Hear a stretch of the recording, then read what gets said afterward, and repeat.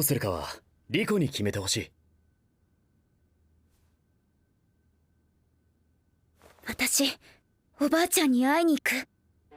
おばあちゃんに会えばこの子のこと何かわかるかも。リコ、僕も行きたい。ロイ。おばあさんがポケモンを使って居場所を教えてくれた。今はガラル地方の古城にいるらしい。ガラル地方、また知らないところだ。 So who else thinks that Liko's mom is a hottie McTottie? Cause yeah, like talk about the biggest twist of the episode when Freed was talking to Miss Luca and he was like, "You should know better. You're Liko's mom." And I was like, "What? What? No way!"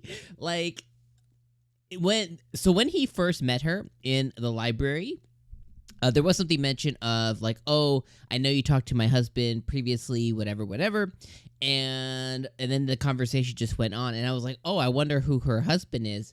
And Freed is a professor, and there was like some kind of like comment about you don't really look like a professor. So in my mind, I'm thinking like, "Oh, her husband must be like a really formidable trainer or a renowned something, or must be like a professor himself." Somewhere in this region. But little did I know that freaking Miss Luca, Luca, her husband, is actually the painter artist, which is Liko's dad. And I was like, that is so epic cool. What a twist that I personally didn't expect. Maybe you caught on to it almost immediately. Maybe you knew about it somehow. I don't know how, but maybe you knew about it going into the episode. But that one caught me off guard. I literally was like, what? That's Liko mom? I was like, dang, she got a hottie big toddy for mama. Like Mr. Art Boy is like, he got it hooked up over there. So anyways, what an episode. And I'm going to touch on everything this episode. It might be kind of all over the place. I just want to like let you guys know I love this episode. And this episode here, much like a lot of other episodes we've gotten, outside the last 2 episodes, which I thought were a little stale, like I think this is what Pokemon Horizons is all about. And this is what is separating it for me versus prior Pokemon season that we've gotten, like Journeys or like our Sun and Moon adventures. Like I think out of recent memory, out of like the past 5 years, this is completely separating itself for that, and I think it's doing it very, very interesting. And it's not just the fact that it got away from Ash. I think that's part of it, with Liko being, I already talked about it in nauseam, but her being more compelling and charming and curious and not a pro in a 10-year-old's body kind of thing. Like I think like just the things that she brings to the table is just so much more unique as a character. All right. So with that being said, the other thing, about this episode that I really loved, and I'm gonna stick with her mom as being the subject, is I love how her mom decided to let Liko decide what's next, decide what she wants to do, decide what adventure she wants to go on, what decisions she wants to make. And she said something that was really important and that kind of resonated with me as a parent too. She was like, I need to just let her do it. And, you as a friend, you report to me what ends up happening kind of thing. But she needs to choose what she's going to do. And she's like, if I go and talk to her right now, I'm going to parent. And that's not what she needs. She doesn't need somebody to go and parent. She just needs to make a decision for herself on what she wants to do next with this situation, with what she has. And I was like, that is something that is so important sometimes that I try to do myself when it comes to my kids. Is like, sometimes they'll ask something, and it's like this is a moment that they need to just like you need to make a choice for you, whether it's right or whether it's wrong, but you need to make that choice. And I think a lot of times when we get involved, you parent and you try and be like, oh well, this is what I would do, but you are not them, they are not you. So I just thought that was like a moment that really resonated with me as a really old dude and a parent, but the rest of it, the rest of the episode was awesome. I think, like I already stated like a minute or two ago, this is what Pokemon Horizons is all about. I've been waiting for us to get back to the main story, and we did in full force. We got the conclusion for the Arboliva. Okay, we got Liko and Roy going full tilt with wanting to replant a forest, which they did. They were able to use this moment as a teaching moment to train themselves, to train, to train Sprigatito, to train their Pokemon. They were able to use this moment, kind of, make them better and improve their moves, which I thought was really, really cute. Then they got to actually go and plant everything. Then we got to see Old Man Lando come in, and he uses Quagsire, which with Rain Prayer or whatever the move is called. I don't even know if Rain Prayer is the word. I don't think that is. It's something else, but that made it rain, and they were able to regrow the forest, which that was awesome. That led the big ass Arboliva, like this huge ass Arboliva, like it's like an alpha Arboliva or something. But they made the Arboliva really happy. It put its blessing everywhere, and the forest was able to regrow based on all their work.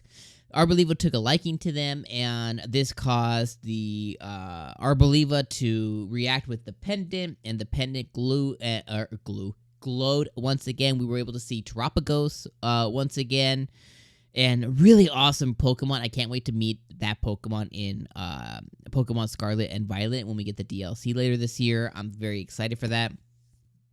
But her pendant glowed, and they were put into like some kind of like spirit world or dimension. I'm gonna guess dimension. Spirit world's probably not the word, a dimension. And it looks like somebody was trying to reach out to them. I think this might be the whole time travel stuff that we've gotten before in Scarlet and Violet with the professors and things like that. If you don't know, please go finish the games. Some of the best stories in Pokemon, I believe. So I think a lot of that mystery and things that occurred in the mainline game is kind of being brought into here in some unique ways.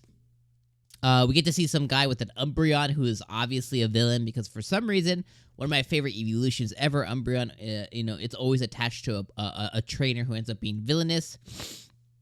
We learn about the old adventurer Lucius, who had 6 heroes. The 6 heroes were Pokemon, one of which being Rayquaza, one of which being Arboliva, and there's 4 more Pokemon. Apparently, these Pokemon somehow, some way got spread across the land. He found Paradise, but what was Paradise exactly, we don't know. So now they're going to get to go and find, 4 more Pokemon, which I think is incredible.